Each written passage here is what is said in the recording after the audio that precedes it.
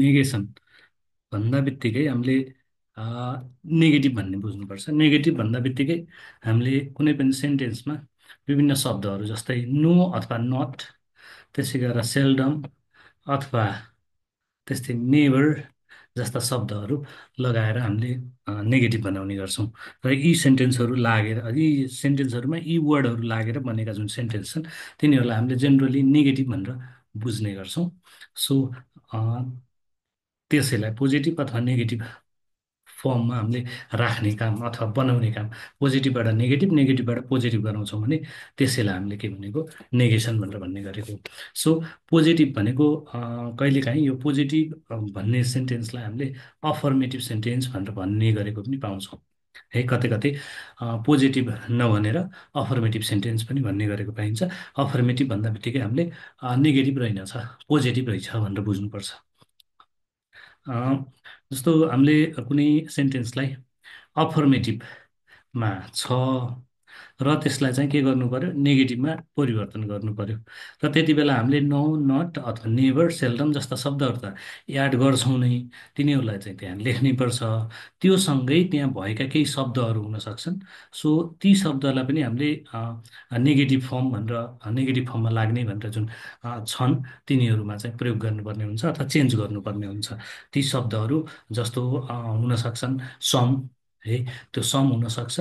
So some भयो भने कुनैमा त्यसलाई चेन्ज गरेर हामीले नो बनाउनु पर्ने हुनसक्छ। जस्तो एभ्री वान छ भने त्यसलाई नो वान बनाउनु पर्ने हुन्छ। त्यसै गरेर सम वान छ भने पनि नो वान बनाउनु पर्ने हुन्छ। सो यो एभ्री अथवा सम छ भने त्यसलाई नो बनाउनु पर्ने हुनसक्छ। र कतिपय शब्दहरू अलवेज हुन्छ। सो अलवेज भनेको पोजिटिभ हुन्छ भने त्यसलाई नेगेटिभ बनाउँदाखेरि नेभरमा चेन्ज हुन्छ। त्यसै गरेर कहिलेकाहीँ शब्दहरू जस्तो समटाइम्स, युजुअली, अफन जस्ता शब्दहरू हुन्छन् सेन्टेन्समा, त्यसलाई नेगेटिभ बनाउँदाखेरि हामीले सेल्डममा चेन्ज गर्नुपर्छ। त्यसै गरेर कतिपय सेन्टेन्सहरूमा आइदर अर है, आइदर अर हुनसक्छ, त्यसलाई चाहिँ नेगेटिभमा चेन्ज गर्दाखेरि नाइदर नरमा चेन्ज गर्ने गर्छौँ। त्यसै गरेर कतिपय सेन्टेन्सहरूमा सम अफ भन्ने पनि हुनसक्छ, मोस्ट अफ भन्ने पनि हुनसक्छ, अल अफ भन्ने पनि हुनसक्छ। सो तिनीहरू छन् भने तिनीहरूलाई हामीले नन अफमा चेन्ज गर्छौँ नेगेटिभ बनाउँदाखेरि। त्यसै गरेर कतिपयमा चाहिँ नेगेटिभ त्यो चेन्ज गर्ने सेन्टेन्स अथवा पोजिटिभ सेन्टेन्स दिएको छ जसलाई नेगेटिभमा चेन्ज गर्न भनेको छ, त्यसमा टु, टिओ टु पनि हुनसक्छ। टिओ टु छ भने त्यसलाई हामीले आइदरमा चेन्ज गर्नुपर्ने हुन्छ। त्यसै गरेर अलरेडी पनि हुनसक्छ, त्यो अलरेडी छ भने त्यसलाई एटमा चेन्ज गर्नुपर्ने हुन्छ। त्यसै गरेर सम छ भने त्यसलाई चाहिँ हामीले एनीमा चेन्ज गर्नुपर्छ। यो माथिको सम र यो सम भनेको फरक हुन्। यो माथिको चाहिँ सम सँग जस्तो वान जोडिएर सम वान हुनु पर्यो, हुन सक्यो, समबडी हुन सक्यो अथवा समथिङ हुन सक्यो। त्यस्तो हुँदाखेरि हामीले नो लगाउँछौँ। तर यो भनेको चाहिँ क्वान्टिटी देखाउनको लागि आउँछ र यो नाउनको अगाडि आउँछ। जस्तो सम सुगर छ भने नो सुगर भन्नु सकियो है। देयर इज सम सुगर भयो भने there is no any sugar हुने भयो। अथवा देयर आर सम बोइज छ भने there are let's say there are no any boys भन्ने भयो। सो यो सम सिङ्गल आउँछ भने यो सम माथिको सम चाहिँ सम वान, समथिङ, समबडी भनेर त्यसरी आउने गर्छ। सो हामीले त्यही हेर्नुपर्ने हुन्छ। ओके, सो अब यहाँनिर हेरौँ how to ways to transform affirmative sentence to negative sentence. अब अफर्मेटिभ सेन्टेन्सलाई नेगेटिभ सेन्टेन्समा कसरी परिवर्तन गर्ने भन्ने प्रोसेस हेरौँ है। यो प्रोसेस हो। प्रोसेस हेर्दै गर्दाखेरि हामीले सेन्टेन्सहरू जेनरली दुई किसिमका हुन्छन्, एक्जिलरी भर्ब भएका र एक्जिलरी भर्ब नभएका है। एउटा चाहिँ एक्जिलरी भर्ब भएका हुन्छन्, अर्को चाहिँ एक्जिलरी भर्ब नभएका हुन्छन्। सो एक्जिलरी भर्ब भएकोमा एउटा फरक प्रक्रिया हुन्छ र एक्जिलरी भर्ब नभएकोमा फरक प्रक्रिया हुन्छ। फरक प्रक्रिया के हुन्छ भन्दाखेरि कुनै पनि हामीले नेगेटिभ वर्ड नो नटलाई जोड्दै गर्दाखेरि हामीलाई एक्जिलरी भर्ब चाहिने हुन्छ। सधैँभरि एक्जिलरी भर्ब चाहिन्छ र त्यो चाहियो भने हामीले एक्स्ट्रा एक्जिलरी भर्ब लिनु पर्दैन। र कतिपयमा चाहिँ एक्जिलरी भर्ब छैनन् भने हामीले डु भर्बको प्रयोग गर्नुपर्ने हुन्छ। त्यही अनुसार फरक हुन्छन्। पहिला हामीले यहाँनिर एक्जिलरी भर्ब भएकोमा कुरा गरौँ है। एक्जिलरी भर्ब यदि छ भने त्यसमा चाहिँ हामीलाई सजिलो के हुन्छ भन्दाखेरि हामीले त्यही भर्बको पछाडि चाहिँ के गर्छौँ, नट जोड्छौँ। जस्तो यहाँनिर के छ, एउटा सेन्टेन्स ल्याउँ। जस्तो हि विल स्लिप भर्ब भयो, अनि एट नाइट यो पछाडिको पार्ट भयो जसलाई हामीले चाहिँ एडभर्बियल भन्न सक्छौँ। सो अब यहाँनिर के छ भन्दाखेरि यो हि भनेको सब्जेक्ट भयो, विल स्लिप भनेपछि यो विल चाहिँ के हो, एक्जिलरी भर्ब हो। अब हामीले चाहिँ के गर्नु पर्यो भन्दा विलको पछाडि ठ्याक्कै यसको पछाडि हामीले के गर्छौँ, नट थप्छौँ है। नट यसको पछाडि नट थप्दाखेरि के हुने भयो, सो कि योसँग जोडिएर वान्ट हुन्छ कि विल नट हुन्छ, हामीले दुईवटा मध्ये जुन पनि गराउन सक्छौँ। र यहाँनिर के गराइयो भन्दाखेरि यो जोडिएको बनाइयो, र जोडिएको बनाउँदाखेरि के भयो, वान्ट भयो। तर हामीले अमेरिकन इङ्ग्लिसमा धेरै चाहिँ विल नट मात्रै लेखेको भेटिन्छ। So he want sleep at night, यो नेगेटिभ भयो है। सो यो चाहिँ पोजिटिभबाट नेगेटिभमा चेन्ज भयो नट लागेर। त्यसै गरेर अर्को सेन्टेन्स छ, they have finished their work. यहाँनिर they have finished their work भनेको यहाँनिर ह्याभ फिनिस्ड चाहिँ भर्ब हो, र यो ह्याभ चाहिँ के भयो, एक्जिलरी भर्ब भयो। अब हामीले के गर्छौँ, नटलाई यो ह्याभको पछाडि लगेर जोड्छौँ भनेपछि एउटा एक्जिलरी भर्बको त्यहाँ भएको एक्जिलरी भर्बको पछाडिपट्टि लगेर जोड्यौँ है। त्यो पछाडिपट्टि लगेर जोड्दाखेरि के हुने भयो, so they haven't finish their work भयो। यहाँनिर के भयो, ह्याभन्ट भन्ने भयो, ह्याभ नट है, त्योसँग जोडिएको छ। सो यो नेगेटिभ भयो हो। सो यसमा चाहिँ एक्जिलरी भर्ब, यो त एउटा एउटा एक्जिलरी भर्ब भयो क्या भाइ। तर एक्जिलरी भर्ब एउटा मात्र हुन्छ भन्ने छैन, त्यसमा दुईवटा तिनवटा पनि हुन सक्छन्। सो कुनै कुनैमा एकदम लेट्स से लामा खालका फ्रेजहरूमा दुईवटा तिनवटासम्म हुन सक्छन् भने। अब त्यो धेरै हुँदाखेरि के गर्ने त, धेरै हुँदाखेरि सो हामीले उ गर्नुपर्ने हुन्छ, त्यसमा चाहिँ पहिलो एक्जिलरी भर्बको पछाडि लगाउनु पर्ने हुन्छ है। सो एउटा एक्जिलरी भर्ब हुँदाखेरि फर्स्ट त्यसैको पछाडि हुने भयो, त्योभन्दा बढी भयो भने फर्स्टको अगाडि हुने भयो। अब यहाँनिर axillary without axillary verbs. So अब यहाँनिर एक्जिलरी भर्ब नभएकोमा के गर्ने त, पहिला त्यो हेरौँ है। एक्जिलरी भएकोमा त एक्जिलरीको पछाडि प्रयोग गरिने रहेछ भने, अब यहाँ एक्जिलरी छैन। जस्तो यु भनेको सब्जेक्ट भयो, आक्स्ट भनेको भर्ब भयो, सम क्वेसन्स भनेको अब्जेक्ट भयो भनेपछि यहाँनिर के छ, आक्स्ट मात्रै छ, यो मेन भर्ब हो। अब मेन भर्ब नभएपछि हामीले के गर्नुपर्छ भन्दा डु भर्ब लिनुपर्छ। डु भर्ब लिनको लागि के गर्नु पर्यो, यहाँ टेन्स हेर्नु पर्यो। टेन्स के छ, इडी लागेको छ भनेपछि यो भिटु हो। अब भिटु के हुने भयो, डिड। डिड लगाएपछि के हुने भयो, यु डिड नट। यहाँनिर डिड आयो, डिडको पछाडि त्यो एक्जिलरी भर्ब भएपछि नट बस्यो है, डिड नट भयो। अनि यो टेन्स डिडमा गएपछि आक्स भी1मा चेन्ज भयो भनेपछि एनी क्वेसन। यहाँनिर के भएको छ, यो सम भन्ने जुन शब्द छ यो नेगेटिभमा चेन्ज हुँदाखेरि के भयो, यहाँ सममा चेन्ज भयो है। सो यु डिड नट आक्स एनी क्वेसन।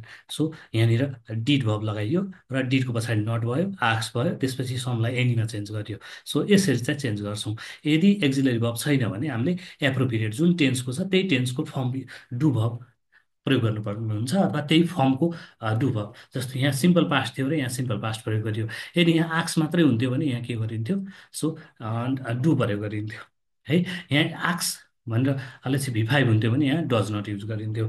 सो यसरी चाहिँ हामीले हेर्नुपर्ने हुन्छ। सो यहाँनिर अर्को सेन्टेन्स छ, आई एम फाइन टु। अब यहाँनिर के छ, यो विभव छ। तर यहाँनिर के छ भन्दा विभव भयो भने त्यति बेला हामीलाई एक्जिलरी भर्ब नराखे पनि मिल्छ, अथवा राख्दैनौँ, जेनरली राख्दैनौँ हामीले है। सो विभव भयो भने त्यति बेला चाहिँ हामीलाई एक्जिलरी भर्ब चाहिँदैन। यदि मेन भर्ब विभव मेन भर्बको रूपमा छ भने पनि हामीलाई चाहिँदैन। तर विभव बाहेक अरू कुनै पनि भर्ब छ भने, सिङ्गल छ, मेन भर्ब मात्रै छ भने त्यति बेला हामीलाई डु भर्ब अनिवार्य चाहिन्छ हो। सो यहाँनिर के भयो, आई एम फाइन टु भयो। जस्तो यहाँनिर के भयो, एम भनेको चाहिँ हामीले लेट्स से विभव भयो, त्यसैको पछाडि के बस्यो, नट बस्यो है। I am not fine. अनि टिओ टु चाहिँ केमा चेन्ज भयो, आइदरमा चेन्ज भयो। सो यसरी चाहिँ हामीले नेगेटिभमा चेन्ज गर्छौँ।